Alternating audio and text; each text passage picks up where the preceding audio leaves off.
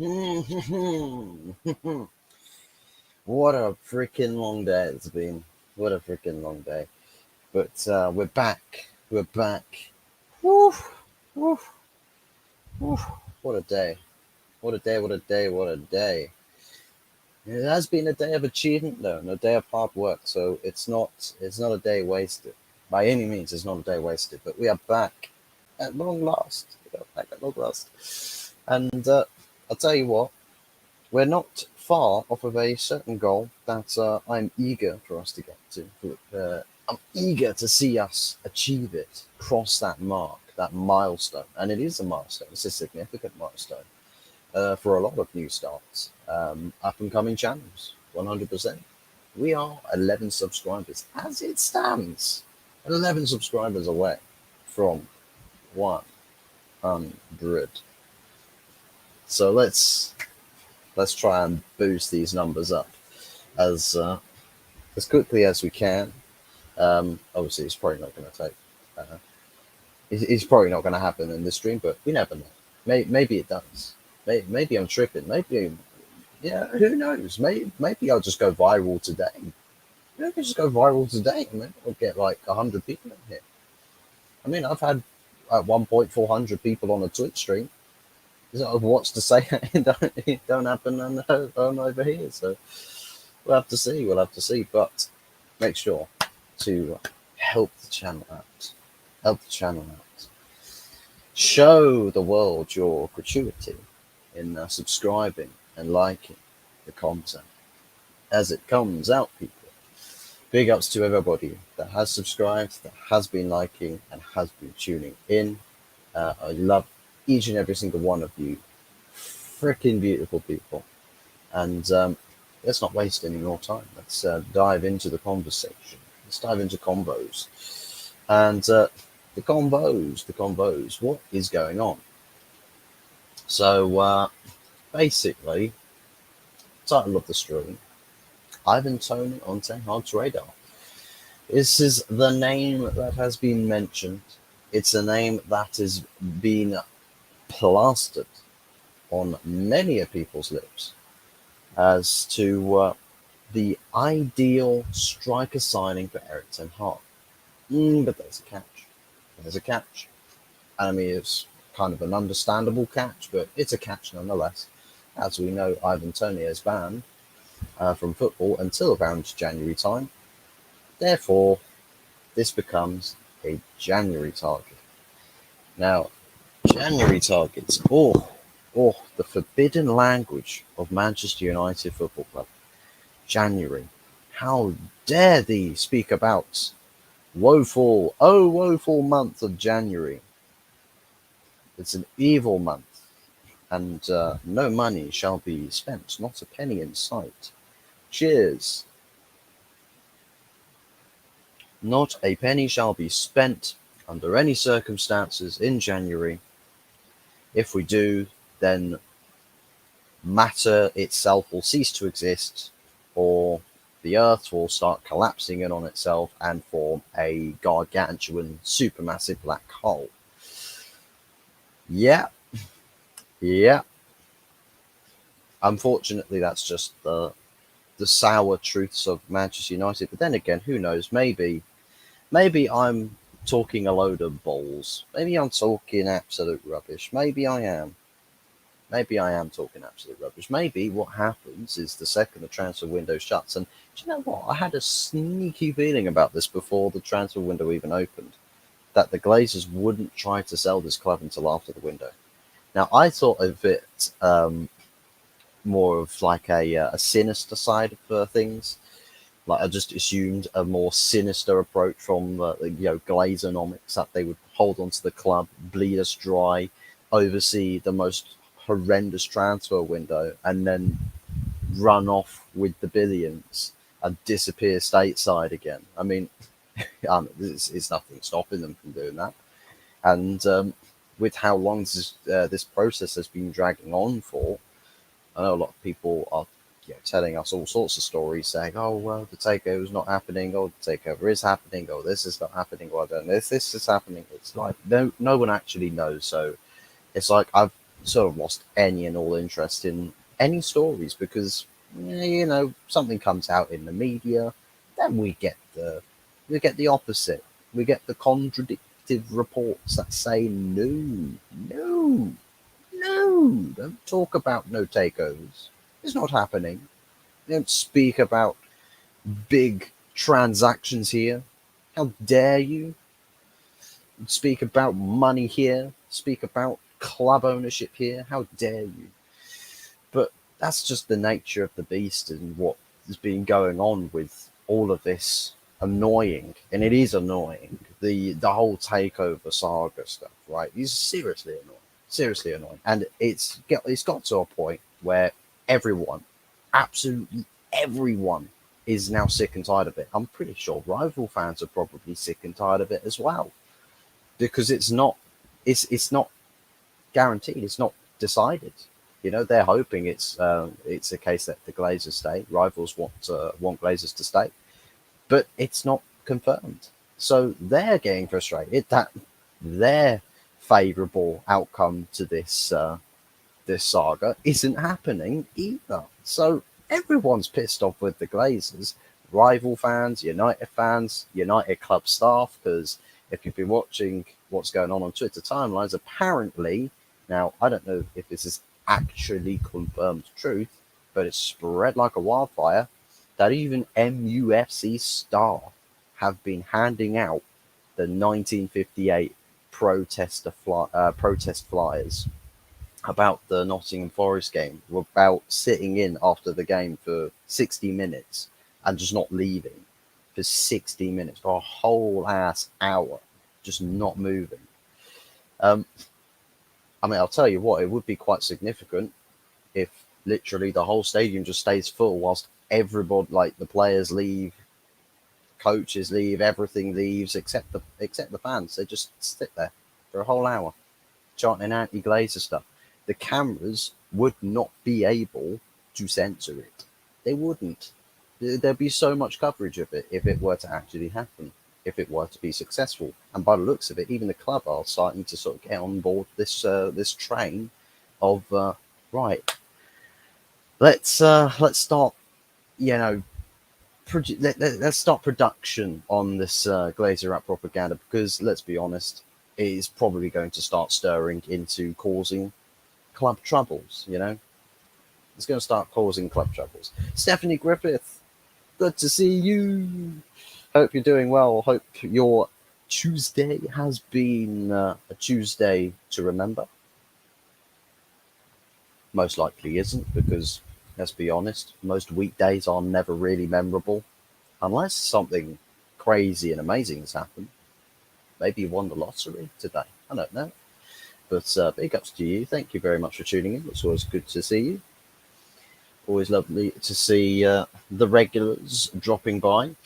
But yeah, so Ivan Toney, we're talking about Ivan Toney being the second striker option. Now, I suppose a question that a lot of people might want to go over here is: do we wait do we wait for January with a potential, or I'd say a near guarantee that we're probably going to have quite a disappointing January transfer window under this board and ownership? Because obviously, as it is at the moment, there's no guarantee. So what would we rather do? Function on guarantees, the things that we can sort out now, or hope, live in hope for January to deliver us something worth getting behind? I think that's the dilemma that a lot of us are going to have to face. That there's a lot of what ifs that we're going to be waltzing into, and Ivan Toney, potential transfer business in January. That's once more another what if.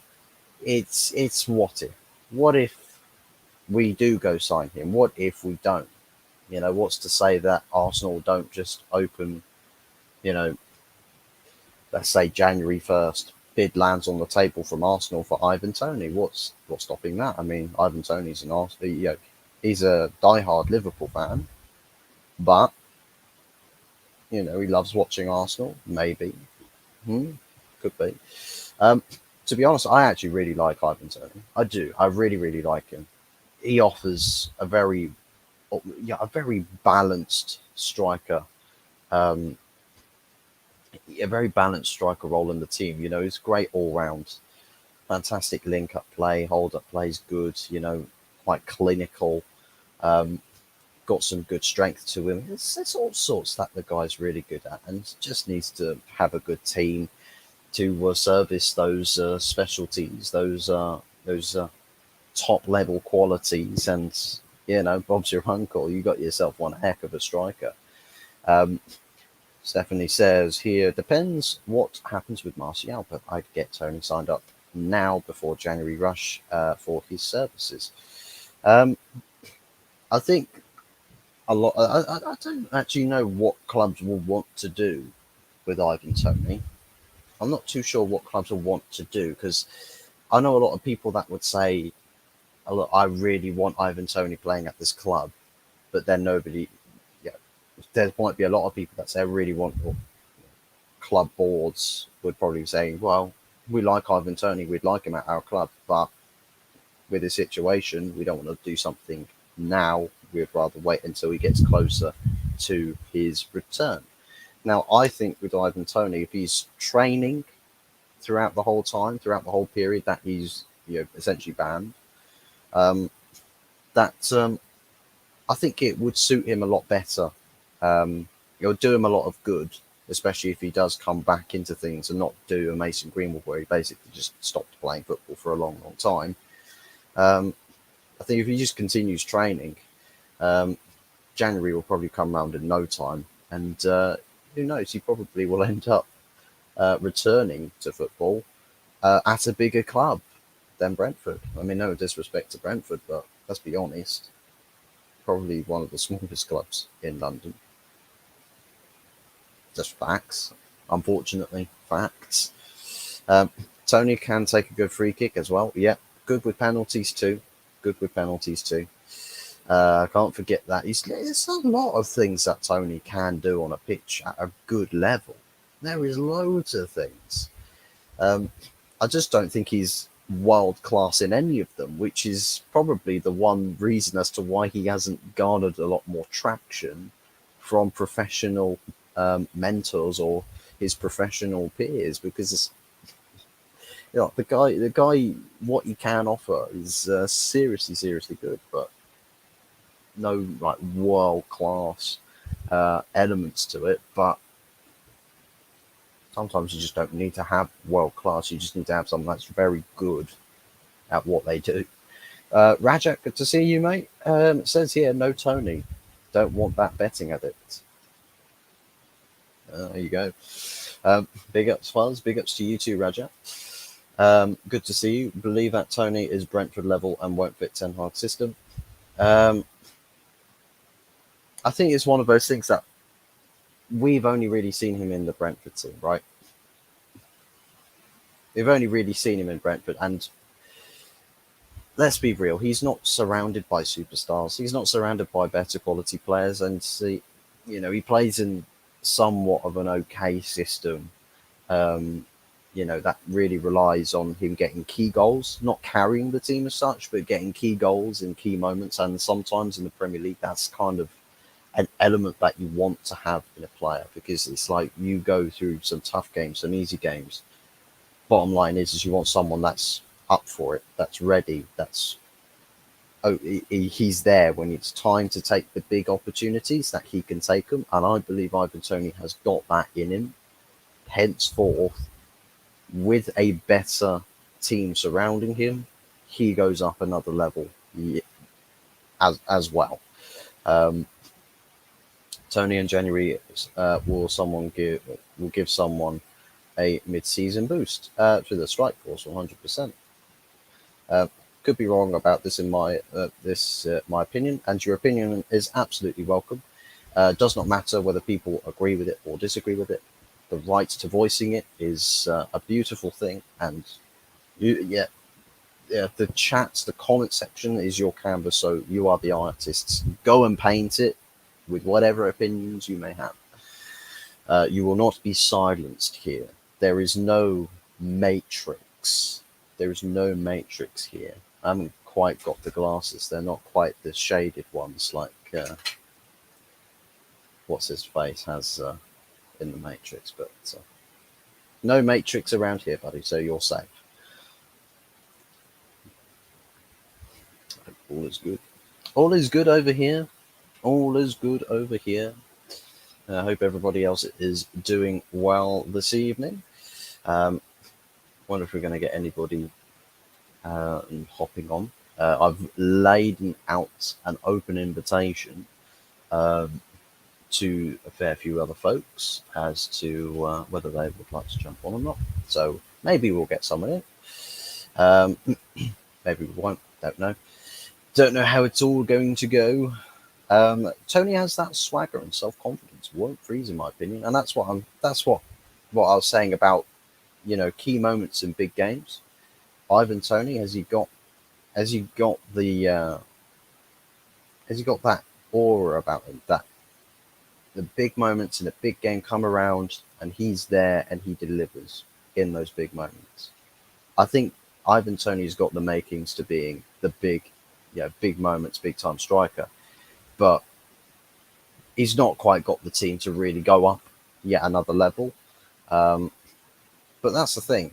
At Brentford, when he's playing, when he has been playing for Brentford, no one's had anything really, negative to say about his game. As when people speak of Tony, they've only really got positive things to say about him. So it'd be interesting just to see how this whole story, how this whole saga develops over time. Gift Orban has looks good for his young age. Could be amazing. You could say he's got many gifts, many footballing gifts. All right, that's it. I'm ending stream right now. I'm ending stream with that joke. Sorry, my channel's gonna get suspended. If I keep that fraudulent behaviour up, I'm getting suspended big time. He has potential probably going to Tottenham. That is what seems to be the case with Gift Orban. There's a lot of talk going around Gift Orban to Tottenham. It's just whether Daniel Levy pulls the trigger on it. Mr. Triggerman, you have the power.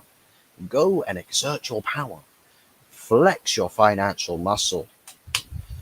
Show you are strong in the market. But Tottenham Hotspur, they play a very good style of football, right? They do. They play a very good style of football, very defensively open.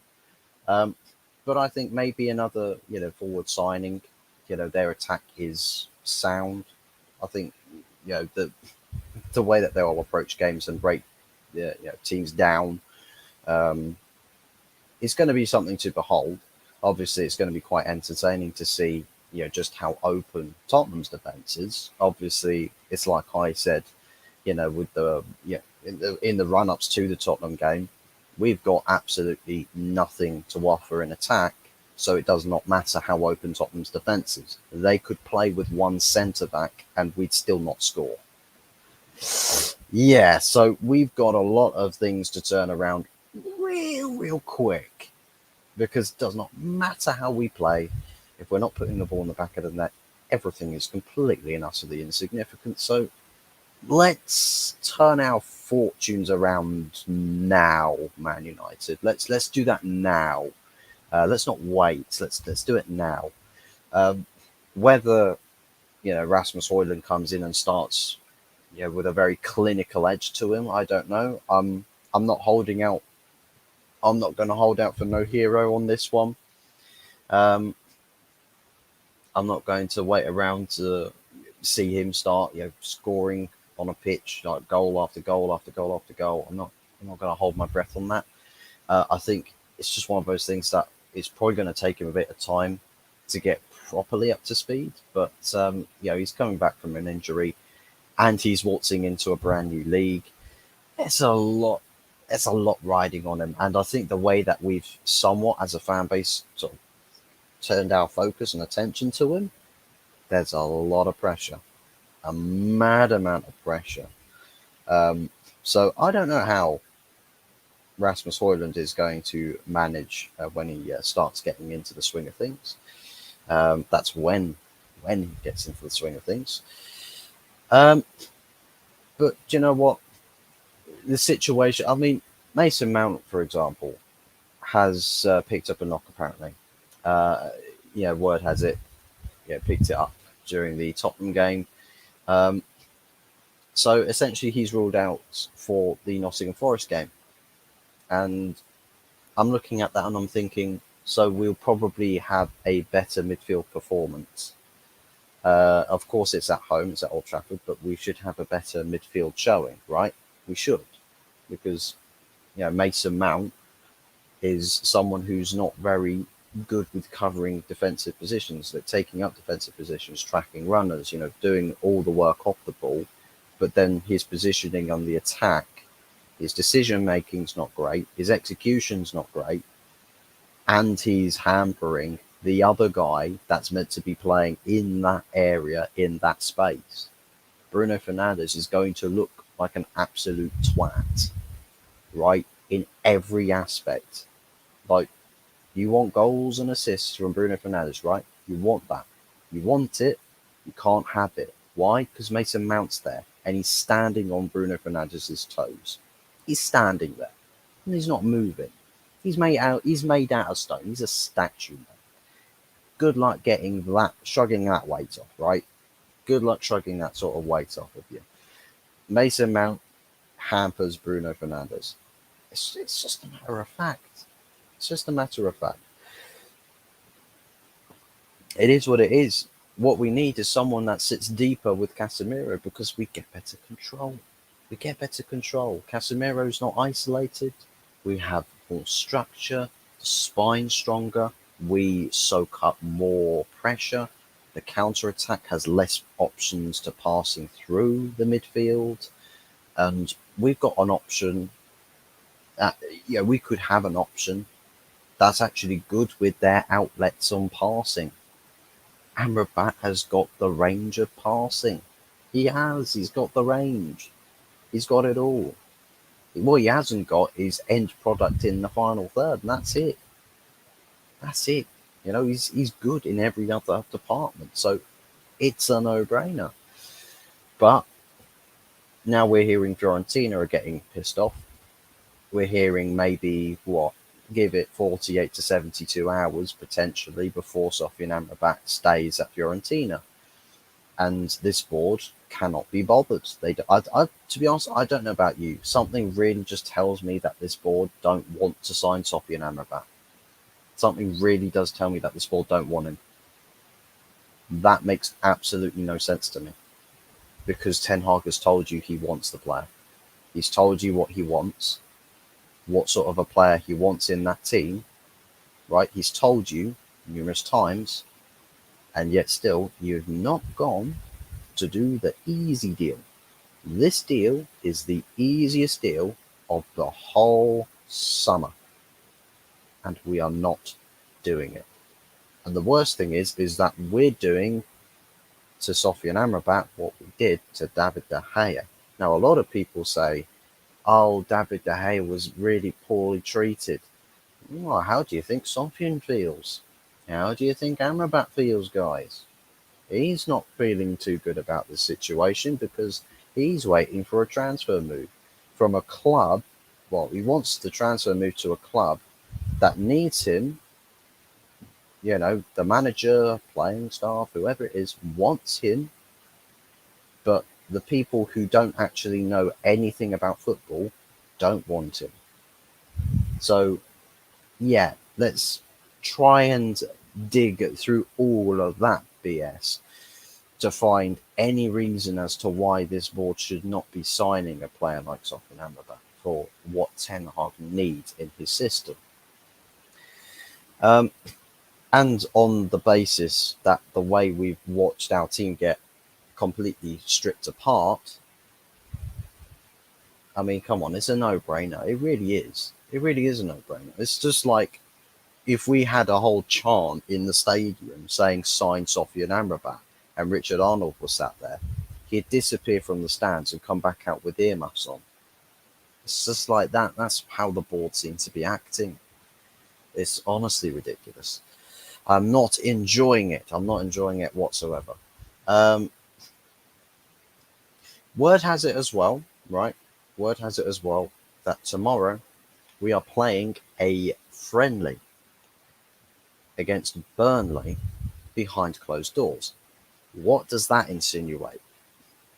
Perhaps the fitness isn't right. Perhaps there is not something that's getting across to the players in training. Perhaps there's something that Ten Hag wants to be experimenting on, but doesn't want to be experimenting on it in, actual competitive fixtures.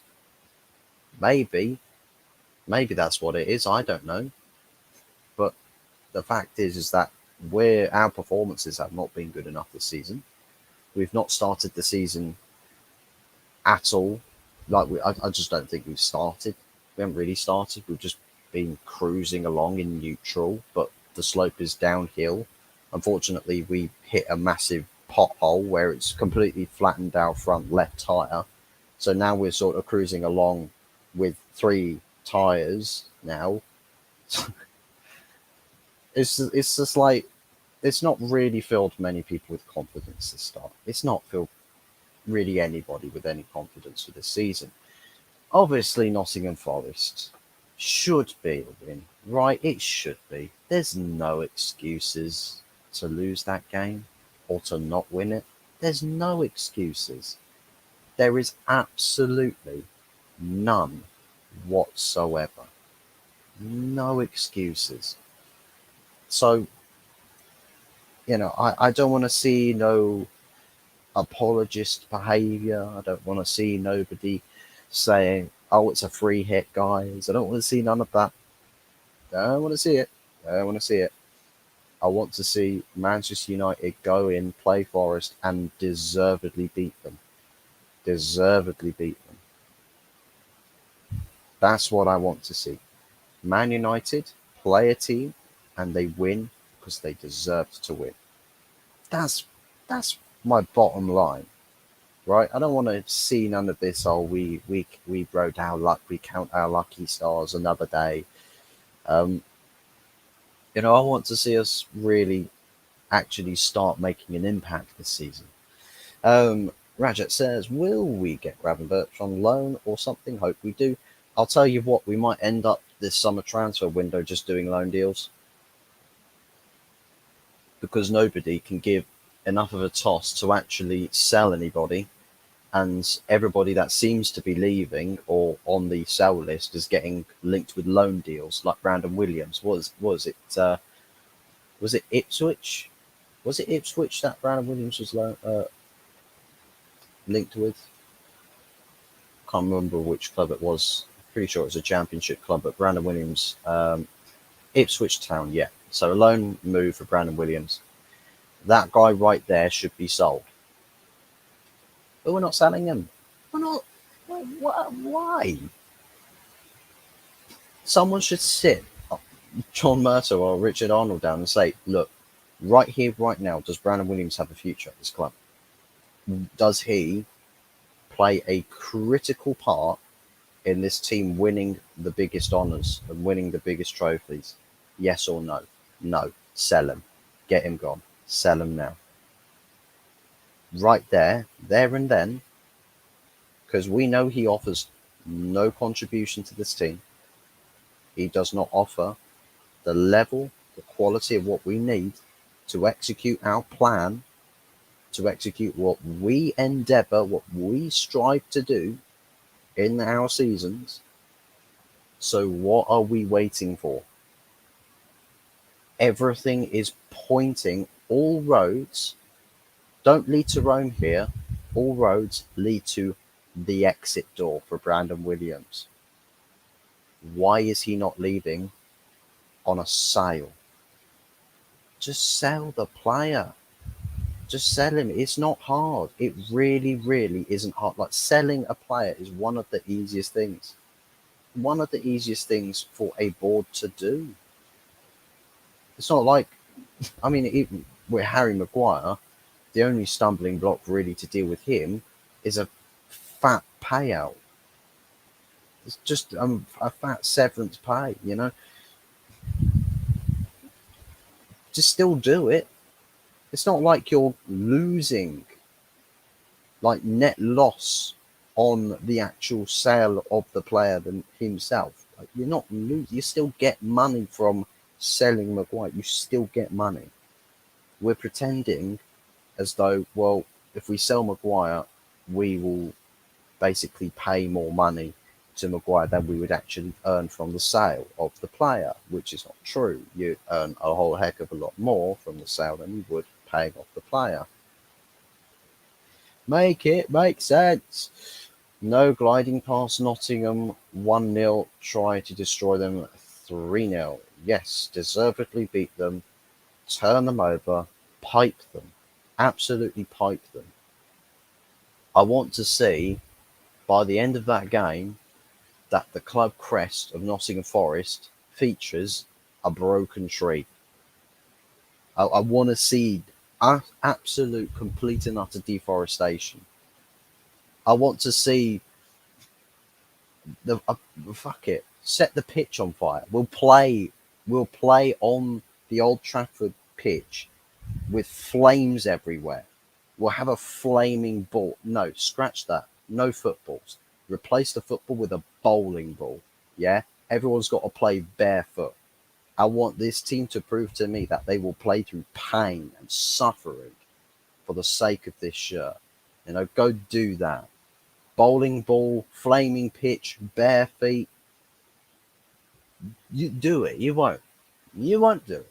You won't do it. You ain't got no balls to do it. I wish that was actually a thing. It's like that hilarious clip that I watched where these two guys are trying to play football with a bowling ball, bare feet. Man ends up doing a ball roll over the opponent's foot. Man's gone down with an injury. Love it. Absolutely love it.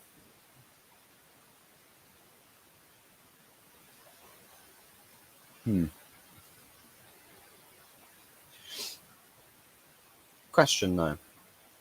Question.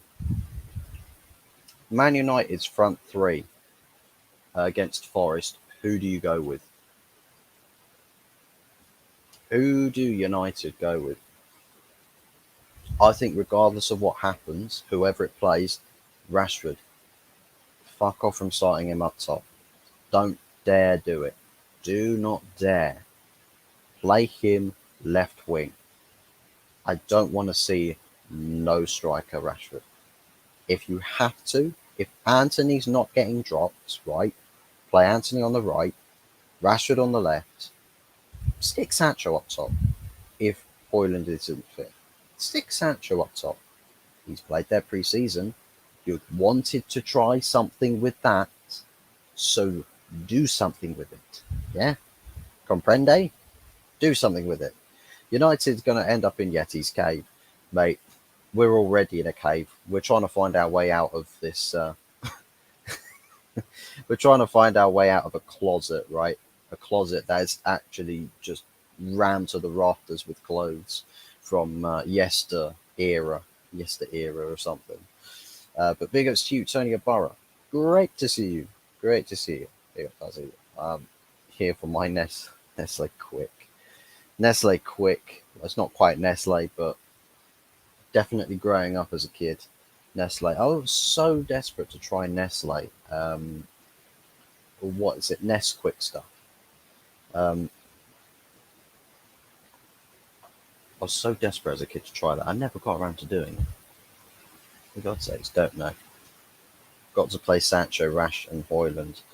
Um, maybe Jaden, False Nine, Rashi, and Anthony. I know a lot of people are saying, oh, but, you know, Jaden Sancho up top. Oh, everyone's so excited about this, but he's not a striker. You know, he's going to get bodied by centre-backs. If you're getting bodied by centre-backs, you draw fouls then. Because you use your body, you might be weaker. but you're nimble, you're quick, your explosive acceleration, you get away from the man, you spin a player, right? You literally, you say, well, I'm a weak player, but what do I have that these centre backs don't have? I mean, come on, it's not like you're playing against Ruben Dias here.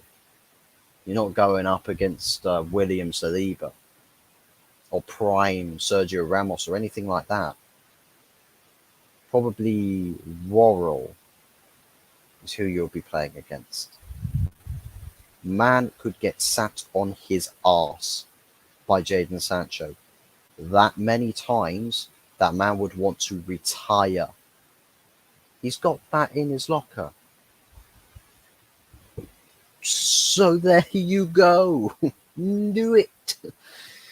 There's no point trying to experiment with something in pre-season just to then not apply it in the season. It doesn't make any sense. Pint of chocolate milk, you're absolutely damn right. It's a pint of chocolate milk.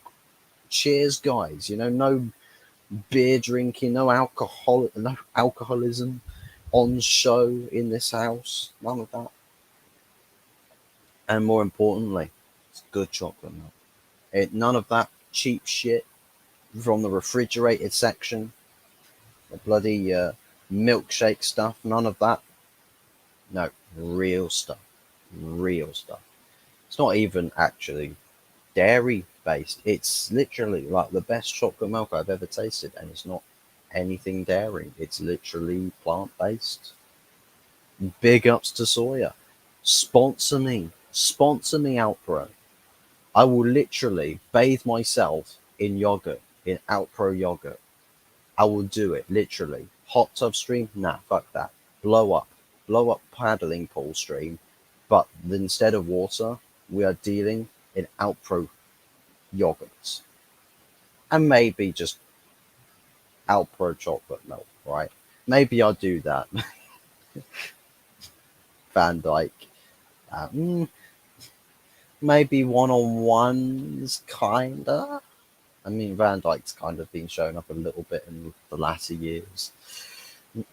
That's what brand is it? Outpro soya, plant-based stuff. They do all sorts of different kind of milks, but they also do the little yogurts as well. I think like a vanilla chocolate and something else, some other flavor. I can't remember. Got to live a cup of chocolate milk. Yeah, that. Do you know what? I wanna see it. Whoever wins the Premier League got to fill it up with Outpro soya, right, and just dose it over everybody. Just fill it up with Outpro soya, just so when everyone goes to lift the Premier League trophy, it's just raining chocolate milk on everybody. Just gotta do that. Gotta do that. Love, I mean. Wow. You gotta live. Live for this stuff, right? I live for this stuff. Yeah. This is my entertainment drink. When I want to be entertained, I drink this. If I don't have a glass of this in the evenings, my evening is ruined. My evening is boring. It's completely boring. It's just not worth it. It's just not worth it. Literally, I'll go to bed depressed. I'll cry myself to sleep. I'll wake up, right, having wet dreams about chocolate milk. I'll be stuck to my bed sheets thinking about the stuff. It's the withdrawal symptoms will fester upon me uh, in a quick fashion. Man United needs to replace Greenwood now. Yeah. Well, to be fair, we should have replaced him ages ago. We should have replaced him ages ago. The second the guy got put on the inactive list, should have been replaced. Also, by the way, my previous stream yesterday where I said that the Greenwood's contract got terminated, that was actually incorrect. It was not a contractual termination. It was just a pure and complete exile from the club. So he's still got a contract, but he cannot partake in any activities Manchester United related in any capacity. He's banned from Carrington training ground as well. So, yeah, bit of misinformation on my part, but thought I would give that a little bit of a correction there. Rehab, yeah, I cannot begin, right? I cannot begin to imagine what rehab would be like just missing the stuff, just just missing it.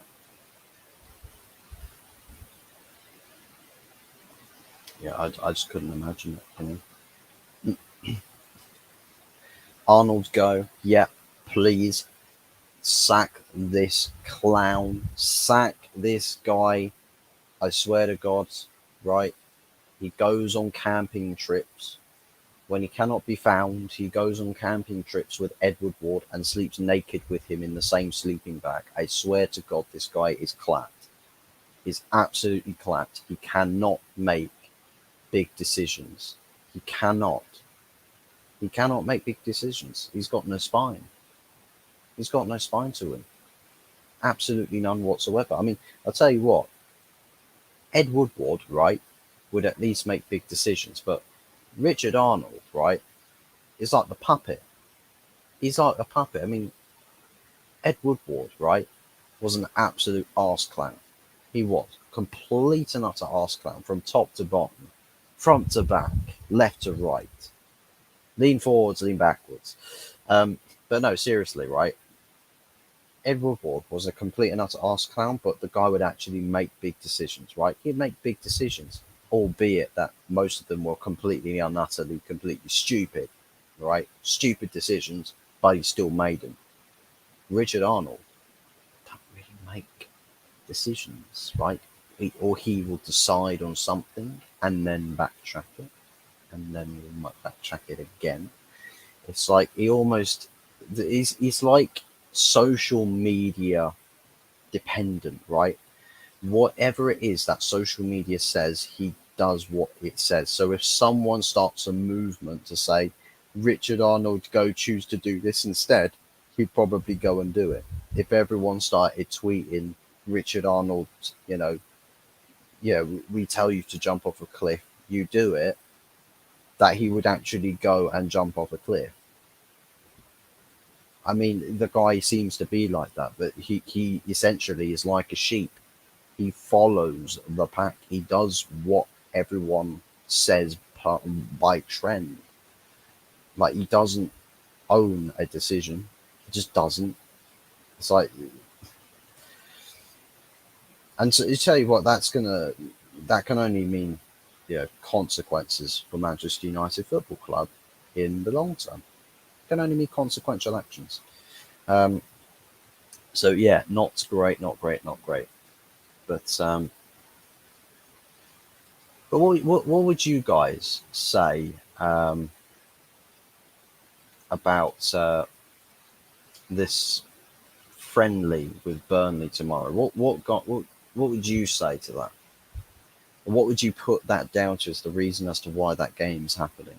For me, I think there's several things it could be. Either the lack of fitness or something is not getting through to the players in training, so he's trying to implement something, but he doesn't want to use competitive games to do it. Um, or maybe he's just experimenting with something that he wants to essentially see how well a player or players respond to a certain lineup, maybe a formation.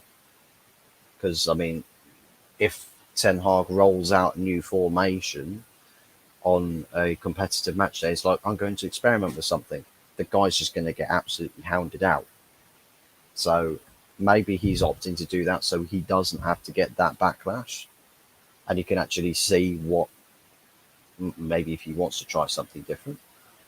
We have to see. Maybe he sees that the midfield is just, you know, so open that despite his comments that really don't really like make much sense, because the guy's talking out of his arse when he says that United have been very good. Um, that basically maybe he's just trying to do something where it's like, well, okay, yeah, sure. Yeah, what a lot of people are saying is true, is factual. We're way too open in midfield and we're way too open at the back, but we need to find a way to actually shore up the midfield and you know, establish some control in games, right? That's what we want to do. That's kind of where we want to get to. Um, That's the bridge that we want to cross.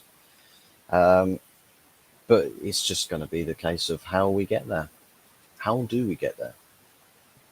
We'll have to see. We will have to see. Apparently,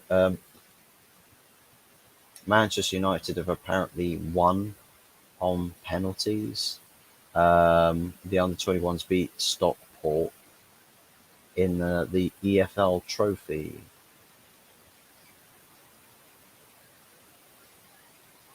Okay, cool.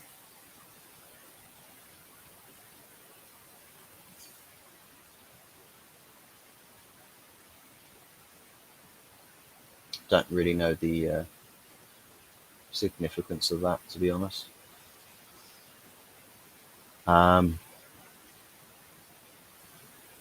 but yeah, basically, there's not really too much going on at the moment. Oh, also, DePaul, yeah, Atletico Madrid midfielder, who was linked to a move to Saudi Arabia. Apparently, there was a sort of we sell this player, we buy this player sort of thing or plan from Atletico Madrid, where if they sold the Paul to Saudi Arabia, that they would make a genuine move for Sofian Amrabat. But apparently that move's now collapsed. So DePaul's not leaving Atletico, which probably means Atletico are not actively um, engaging in any Sofian Amrabat transfer sagas at all. So we still, against all the odds, we've still got a clean run at Sofian Amrabat. So how long is that going to last? How long is that going to last before somebody actually pulls the trigger and makes it happen? Because all it takes is a competent club that says, yeah, we want Sofian Amrabat, let's go get him now. They will pull the trigger straight away, and happy days. Altay Bayindir to Manchester United is apparently a done deal. I believe that's from Galatasaray. The goalkeeper from Galatasaray. I swear that is. Okay.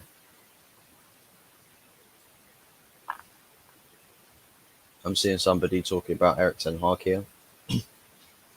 That Erik Ten Hag's progress here, that points from the first 40 Premier League games, that Erik Ten Hag has picked up 78 points from the first 40 Premier League games. That is, 7 points more than Jurgen Klopp managed. That is 10 more than Ole Gunnar Solskjaer managed. And 15 more than Mikel Arteta. There is Pep Guardiola is the only manager ahead of him in comparison in this list. Pep Guardiola is the only one that's ahead of Erik Ten Hag on 82 points. So 4 points more in the first 40 Premier League games. I mean, statistically, it's not that bad because I think it's just more the home form involved, included in that, was just ridiculously good. But the away form has seriously got to improve. So I want to see those numbers go up. I want to see those numbers go up. I want to start with first 41 games. First 41 Premier League games. I want to see that 81 points. I want to see 81 points, and so on, so forth. Continue to roll the punches. Roll on with the punches there. That's what I want to see.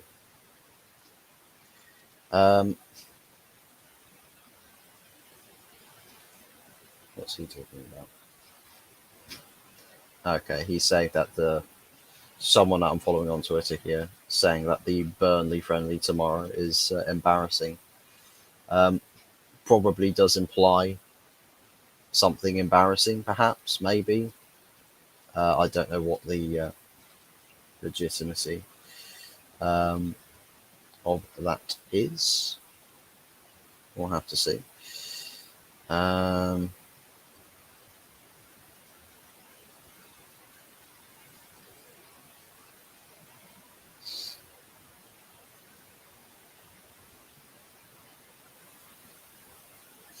the Greenwood to L Etifak, more like L Atifak. No, Stephen Gerrard has said that it's fake news that Greenwood's been linked to them.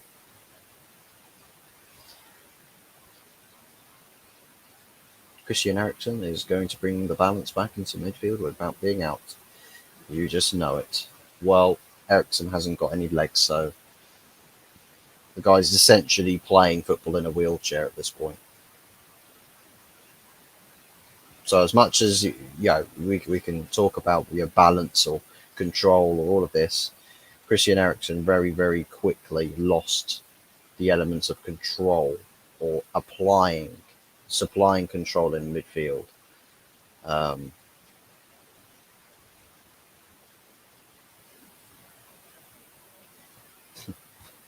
Mike Keegan's just reported this 13 hours ago, right? The MUFC will step up their efforts to educate their players on healthier relationships and behaviours. We're going back to school, guys. We're going back to school. Time to go back to school, people. Back to the classrooms with you. We talk quite extensively about replacing staff at United. It's the owners we need to replace, and then we will have the right stuff. We can't guarantee that, having new ownership would mean that we change everybody. Like we'll have wholesale changes. I believe that having a ruthless owner would probably give us that outcome. I believe that. I believe a ruthless ownership would give us that. Um, that makes no sense. So yeah, Altay. So yeah, the goalkeeping news on Altay Bayindir. Apparently, he returned to Istanbul after medical checks with MUFC in Athens. Um, and then Fabrizio is literally just. Oh, he's there saying that they're still in Istanbul today, with doing the further tests and whatnot. But players still gone back to Istanbul. So, um,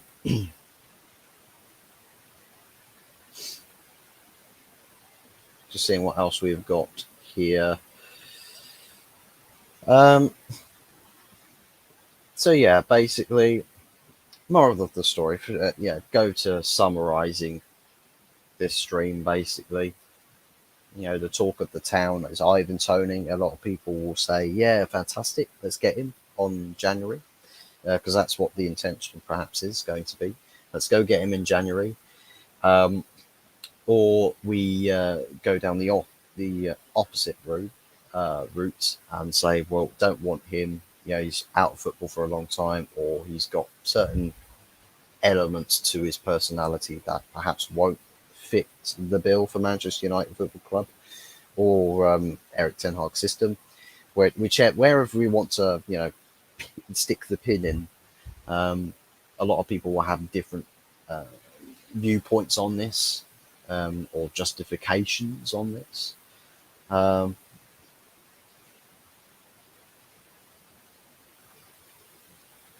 yeah, for me, I think we go. I think we do it.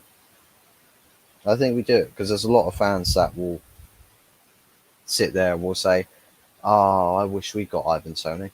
A lot of fans would do that. Whoever signs him is going to have a lot of admirers of rival clubs. I believe that.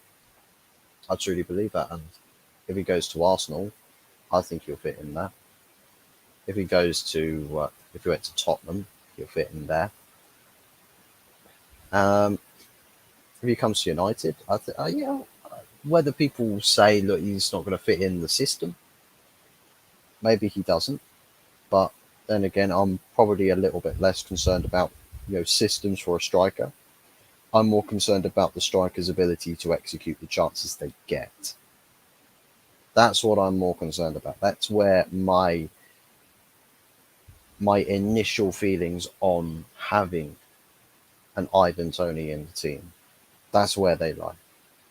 I believe that having a clinical striker means that this system talk, right, is a little less relevant when, even if they don't completely, that they're not the perfect striker fit for, you know, building up play or linking up with a player or two.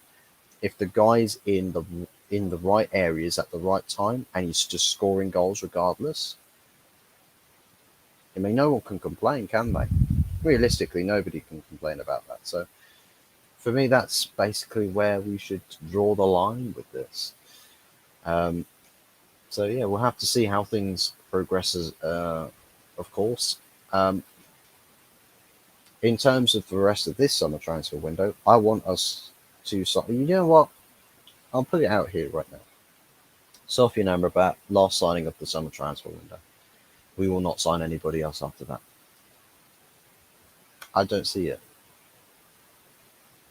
I don't see it. It's like Johnny Evans got given a deal for a year. You're the insurance, you're the courtesy centre back because Harry Maguire probably isn't going to leave, but we don't want to play him. So, yeah, where do we go with that one?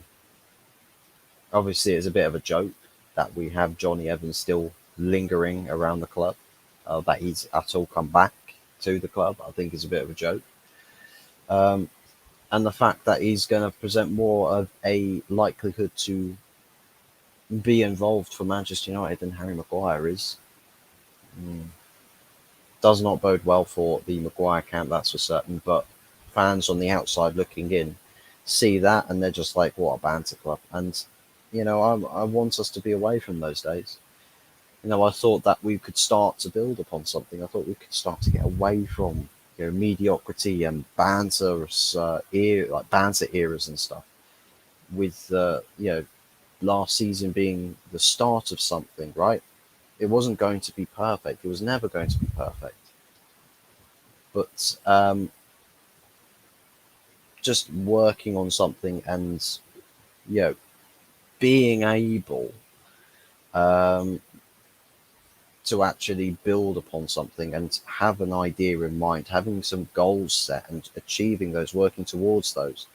But yeah, again, we get into a summer transfer window or any transfer windows, and this board do their absolute most, the best work they possibly can to absolutely rip up the plans of a manager. And we celebrated John Murta this summer. We've celebrated him. We've said, fantastic work, John. You've absolutely screwed up another summer, but everyone's worshipping you for it. They're worshipping you because you have screwed up a transfer window. You might as well label it like that. You might as well. You might as well label it like that. Unfortunately, it sounds toxic, and let's be real. If we're talking about this board, then you're talking a toxic language. Well, it reciprocates toxic action and toxic behaviour, and that's what this board is. It's toxic. So we need to get rid of it.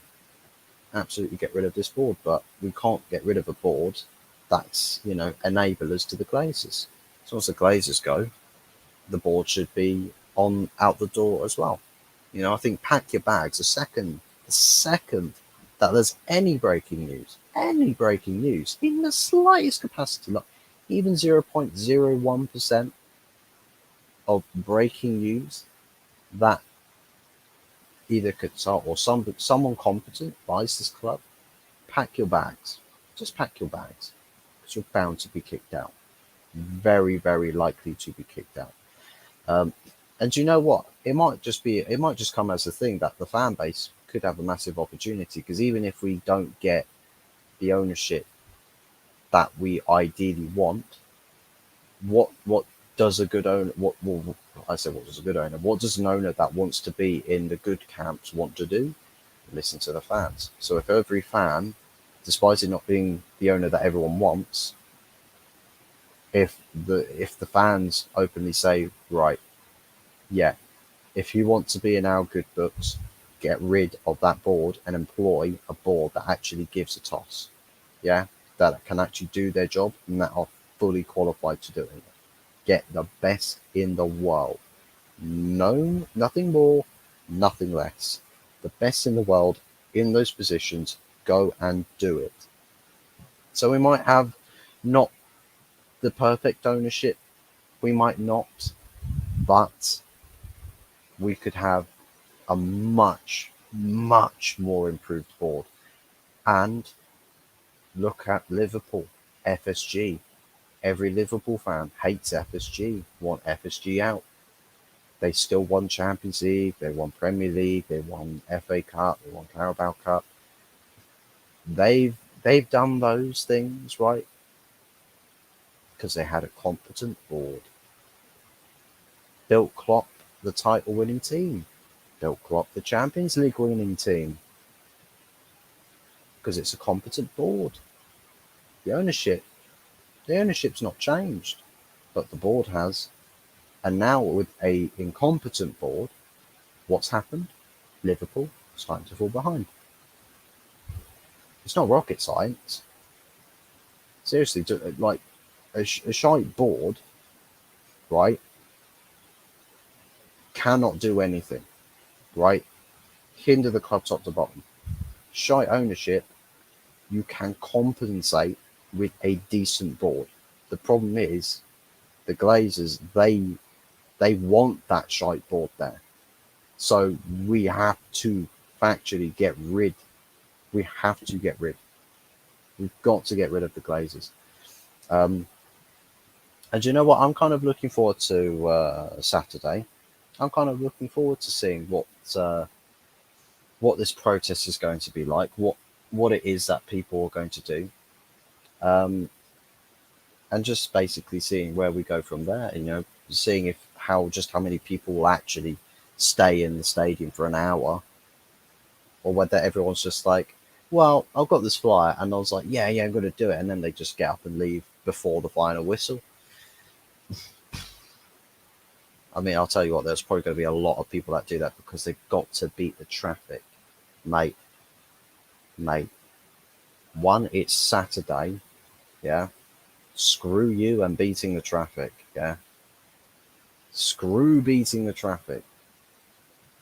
Delivering a message for the betterment of your club should mean a whole heck of a lot more than being able to squeeze through the red light down the road from Old Trafford. Glazers out, board out, 100%. 100%. We echo that sentiment here. Jaminho, salute to you, sir. As you know, in the good words of our good friend Ola from Fight Week show. Salute to you, sir. Everybody does that. Salute to you. Big ups to you, Jaminho. How am I doing? I'm doing okay. You know, shout out to Early Doors. You know, this one's for you. You're not quite here in chat, but we drink this in your honor.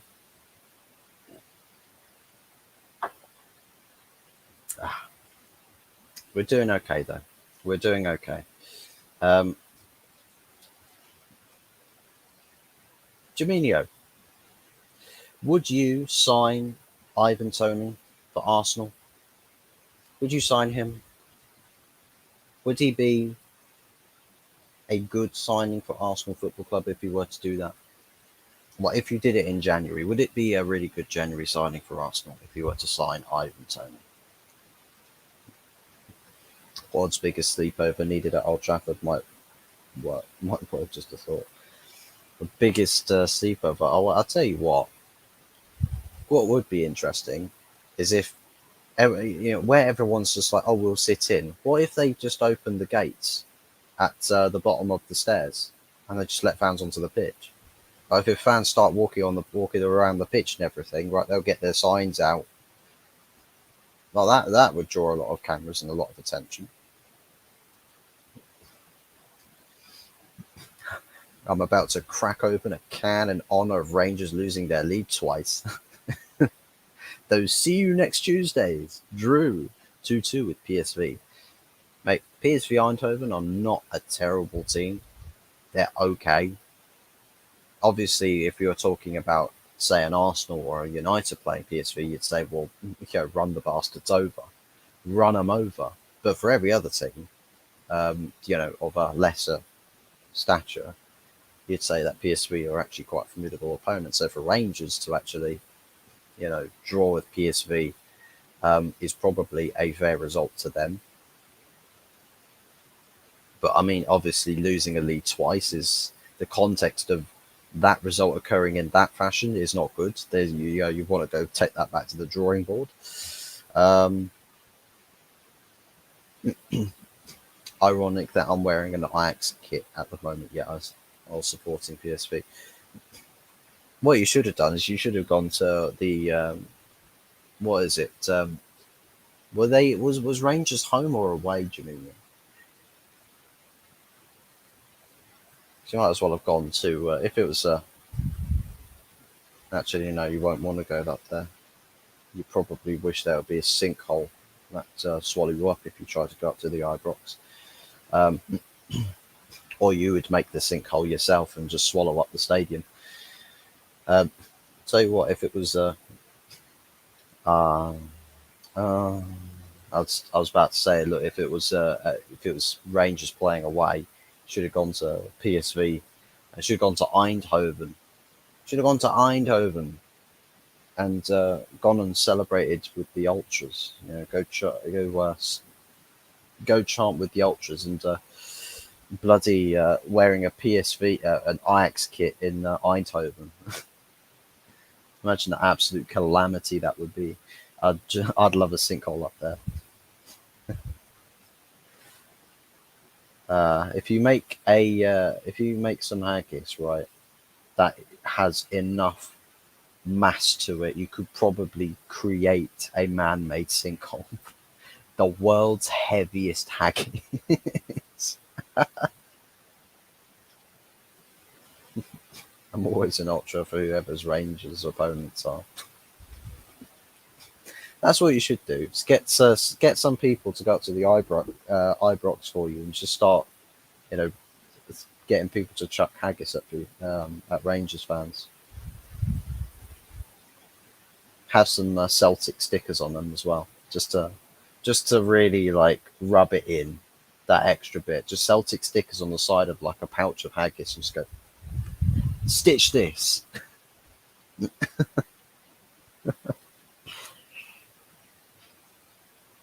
Mate, De Jong's trending. Why?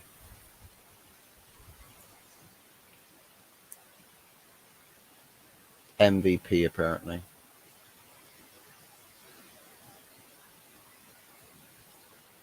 Hmm.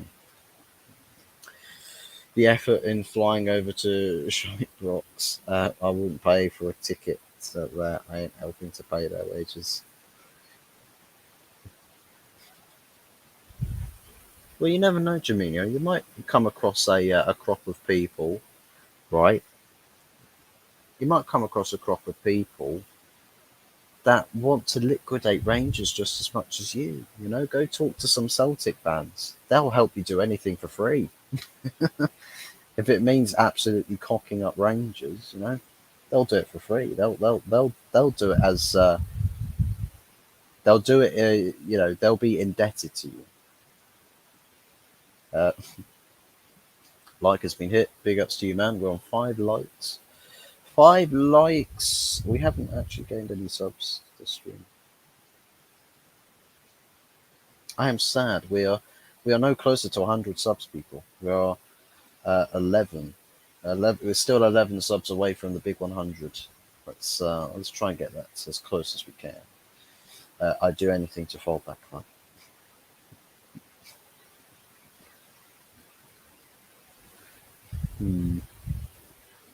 I wonder if there's actually a way that you could legitimately fold a club from the comforts of your own home.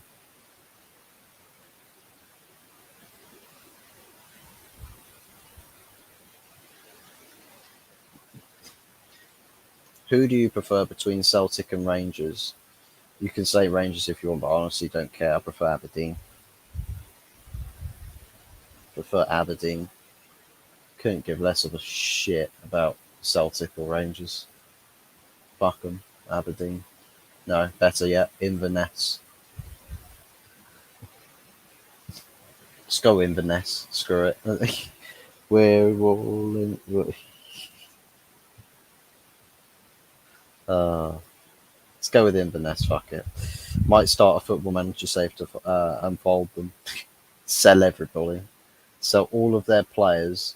Play everybody from the academy team out of position and just watch them fall down the table. Might get sacked pretty quickly. Imagine that if you actually get a manager that hates a club so much that they actually get a job at the club that they hate, and they actually do everything in their power to sabotage them. How come every stream I always end up complaining about Rangers? I don't know, man. I don't know. It's like Liverpool. It's like Liverpool fans. Every time they go into a stream, they get this. It's like a Tourette's tick.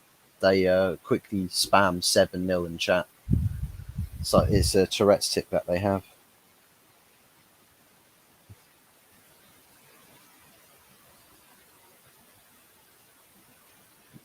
There we go. Ivan Toney would be a good signing for United, in my opinion. Hoyland will flop, so Toney would be a huge upgrade. Yeah, 100%. I agree with that. It's just the question, whether we sort something out now and worry about the Toney stuff later. For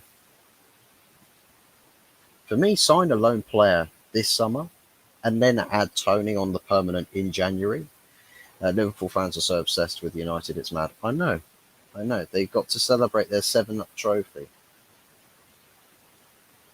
Mate, do you know what? We didn't even have a trophy parade for the bloody Carabao Cup. So anybody that was sitting there, right, say, oh, look at United celebrating the Carabao Cup, mate. Look at them celebrating. Mate, we didn't have a fucking trophy parade for it. We celebrated on the night we won it. The next day we were training. The next day everyone stopped giving a shit. Like, what is up with people saying that, oh, United with their tin pot cup? It's like, Christ almighty, if it was Arsenal, they would have done a trophy parade for it. Probably. They might have done. A Liverpool fan once said to me, oh, it's a meaningless energy drink trophy. So if it's meaningless, then it means United have more trophies than Liverpool. Probably better.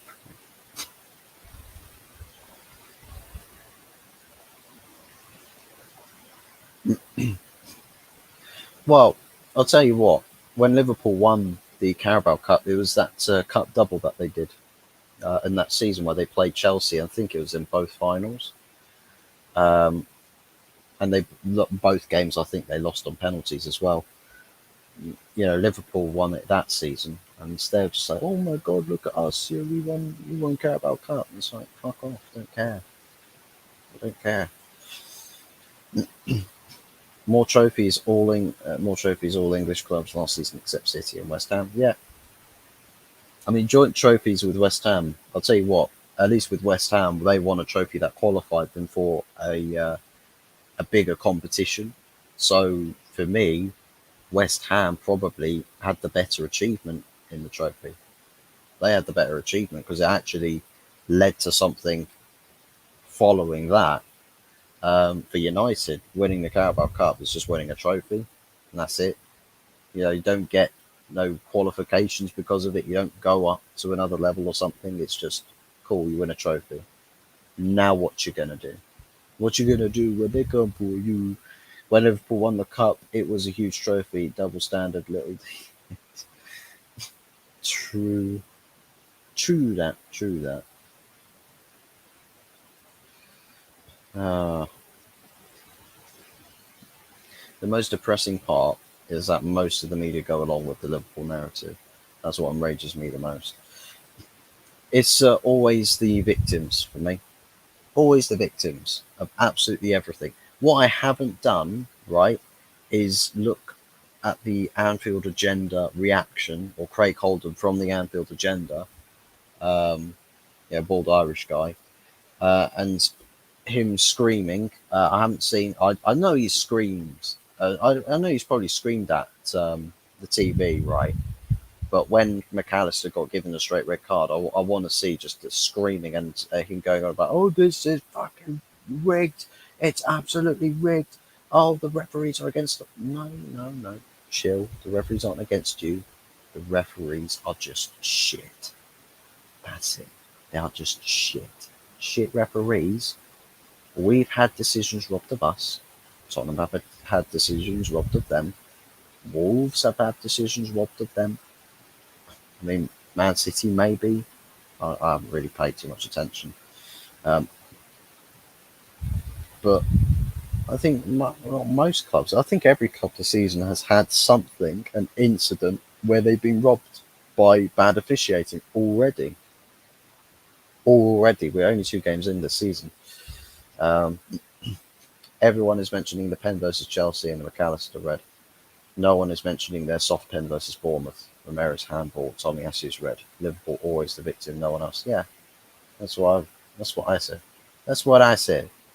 Um, Everyone is also mentioning the Onana incident versus Wolves. It's like there's a lot of people, right, that are genuinely offended by that. By the way, that they're actually, it's almost like the person that got fouled by Andre Onana is their best mate, and are like, I want that fucker prisoned. I want him put in jail. What's that about? The guy's just trying to play football. There's an incident on the pitch. The guy's not actively gone out to say, well, I'm going to kill him and try to kill a player with his bare hands. That's not what's happened here. It's someone playing football and it's an incident on the pitch. It's your contact sport. Things like this will happen.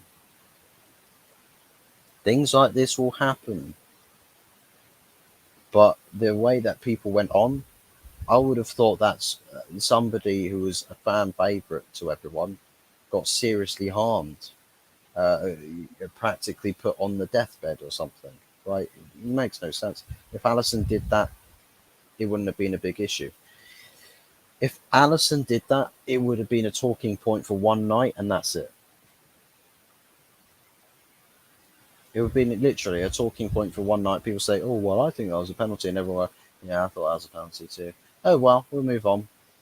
If it's United, it's, well, that should have been a penalty. No, that's disgraceful. No, um, FA, English FA, go and deduct them of points. So the reactions are just ridiculous. It's like I get to coin the phrase. The United fans get to coin the phrase. Hated, adored, but never, ever ignored. A coined Man United term. It's probably made up by another club fan base, though, to be fair, but it really that's the attitude that a lot of fans from other clubs have towards United. It's like if Manchester United were swapped out for another club, if we swapped places with a Chinese club, right, and it were to be viewed as completely natural, Manchester United would still be in the minds of every single Premier League, football fan's mind. Like they'd still be there. It's like, but they're not here.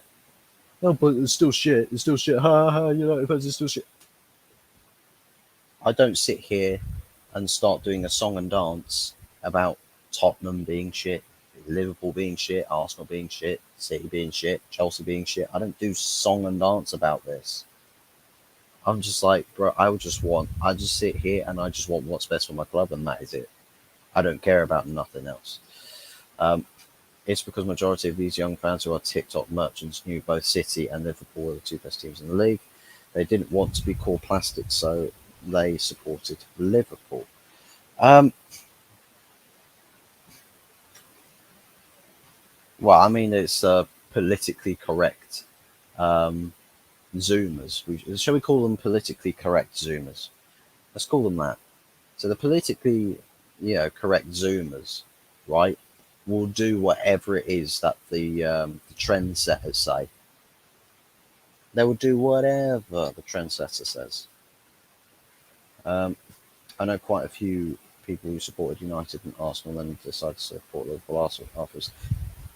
Mate, let me give you an example of a Twitter user that's absolutely as shameless as that. I believe his name is Lunahan, the Kai Havertz Stan account. Literally was a Chelsea fan.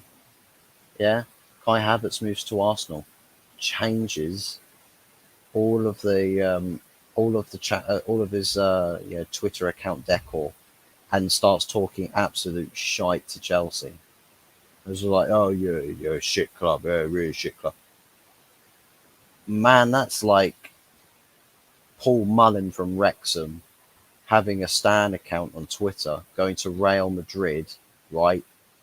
Him absolutely stinking up the Bernabeu for one game and getting dropped and like kicked out of the club, and that Stan account saying Real Madrid are always shit, so far below Paul Mullen's level. It doesn't really make any sense, does it? Seriously, like people who are Stan accounts on Twitter for a player, like nah, man, you're just not real. Absolutely not real. You are like Donald Trump's fake news. All of these Liverpool fans acting like Darwizzy is brilliant and the best striker on the planet. I remember Sky went along with the Liverpool narrative and said he was better signing than Haaland. There's a lot of people that said that. That said Darwin Núñez would do better than Haaland because they very much predicted that Haaland would be this this glorious flop. That didn't happen, did it? Um, Darwin Noodles though. I love that. Lee Gunner calling him Darwin Noodles. Um, Sky are some more pricks. I'd love to have liquidated if I have the chance. Mate, go and create your own sports channel, right? Pays or have someone from an agency fly around and literally do personalized coverage for each and every single game. Um, and then basically sell that at a ridiculously cheap rate and say, you can enjoy this club's fixtures for X amount of money. So Arsenal football, right? Or the Arsenal TV channel, if they've got one. Don't know if they do. Um, and Sky would probably lose customers from the Arsenal fan base, BT or TNT, sorry. You know, you'd create just like that. You'd create competition because you offer a better deal and you cover every game. So literally, I'd reckon that most Arsenal fans would leave Sky and TNT and all of that if you were to say, like, for example, you just do full coverage of just every single Arsenal game and just Arsenal games alone on a unique channel, but charge for a very cheap price. At least compared to the markets. Yeah, don't want to start fleecing people from day one. I didn't expect Haaland to flop, but I didn't think he would be as good as he was. Um, I'll tell you what, there was probably a moment in the season with Erling Haaland where his performances looked like they weren't fitting the bill for Man City. I think there was one point. I think it's before we saw the formation change, a little bit of a dry spell for Haaland. A little bit of a dry spell. Then the formation switch came in. Then we started to see Man City racking up some good results and going on a run of form. Haaland found his goal scoring form at the same time. And then one thing led to another, and then basically the trouble happened. Um, if the Premier League made a reasonable streaming service, Sky and BT TNT would both fold. Most fans would be happier, and it would bring down the numbers of illegal streaming. Exactly. Exactly. It would bring a lot. That's the thing. That's the reason why a lot of people illegally stream. It's because it's the only affordable way to watch a game. It's the only affordable way. I mean, even going to watch the game as opposed to watching it on TV, it's still so expensive. It's still so expensive. Prem should make a streaming service €15 a month or for your own club's games and €25 for all games or something similar. Like a tier list subscription. So if you enter your account details and you select which club you follow, right, you will be presented with 3-tier options, right?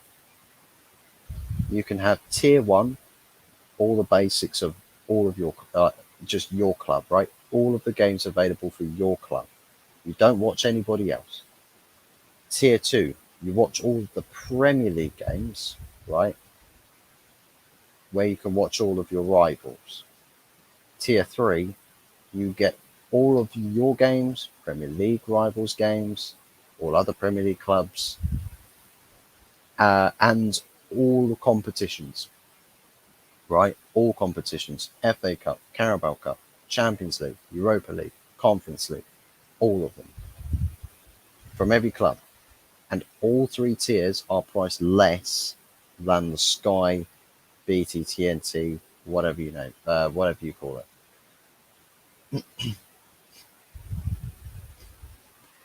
It's the only affordable way, and it's the only victim of Sky Sports. Count me in. Yeah, yeah, I'd agree to seeing something like that. I'd absolutely invest into that, 100%. In all seriousness, that's way better than Sky and TNT's sharp prices. Yeah, well, that's the thing. You're paying more for less, and that's the same narrative every single season. You pay more for less. You will start getting less from these TV channels or TV companies. Nearly gone on for an hour and a half here, so I'm probably going to wrap things up before it gets too late in the day. Go and unwind for a bit because it has been quite a long day. Quite a long day for me. Started very, very early this morning, literally up at 7, busting my ass off at work. Yeah. And then a long journey back. So just going to finish up the last comment here. It isn't just the prices I hate about Sky, it's because of how much they have ruined the mentality of the younger generation. Everyone on Sky except Joaquin is a snowflake. It's all of the extras that the channel gives as well, right? It's the overlap thing. Like the overlap thing, I think obviously press conference stuff is what it is.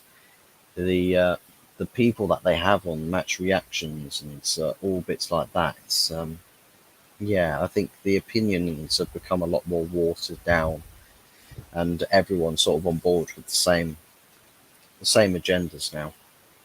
I'm doing another stream soon, probably tomorrow. Uh, Probably most likely tomorrow that I'll be doing another stream. Um, as to what the stream's going to be about, I have to see. Um, Unfortunately, that's the annoying thing about not having a competent board as well, is that they make this summer transfer window boring and really drawn out and slow, and it's just like, I don't want to recycle, stuff that I've already said before. I don't want to. It's like Sofian Amrabat transfer saga. I'm absolutely sick and tired of having to go over saying, oh, I would love Sofian Amrabat. Then the next stream, oh, I would love Sofian Amrabat. The next stream, I love Sofian Amrabat. Like, it's so annoying. Like, can we just hurry up and get the bloody deal done? But anyways, I'm going to wrap the stream up there, folks. Thank you very much for tuning in. For all of those that have tuned in, big ups to those who have smashed a like on the stream. Really, really appreciate it. And shout out to everybody that has subscribed to the channel. We are 11 subs away. I believe we are 11 subs. Yep, so we are 11 subs away from the big 100. The big 100. So yeah, thank you very, very much for everyone that has tuned in. Big ups to everyone that has dropped into the comments. Jamino, fantastic to see you. Tony Barra, Nicola Griffith, Rajat, fantastic to see everybody. The channel regulars, or some of the channel regulars. United, Arsenal, and Everton have the most incompetent boards and worst transfer strategies in world football. Yes, yes, we do. Liverpool as well, by the way, because all they have done is activate release clauses. The only transfer they've done, I think, without using a release clause is Endo, 30-year-old Japanese defensive midfielder. Not great, is it? Take care, you too, Jamino. Big ups to you. Thank you very much for tuning in. Uh, bless him, Anthony Herbert. I've got to go tell him that the show has literally just ended because he was asked in the group chat when the show is. So poor bloke. He's for some reason he's spent the longest time trying to find my YouTube channel, and I don't think he's actually ever been able to find it for some reason. I don't know. I don't know why. I don't know how that's actually happened. Um, but yeah, bless him. But I might as well link my channel in the group chat just so that he can actually find the channel to subscribe to. If he hasn't done so already, he might have found the channel and ended up subscribing to it, but hasn't got notifications switched on. We'll have to see. But thank you very much to everyone for tuning in. Really appreciate it. The love and support you shown. Fantastic, fantastic, fantastic. And we will be back tomorrow. See you. Until then, au revoir.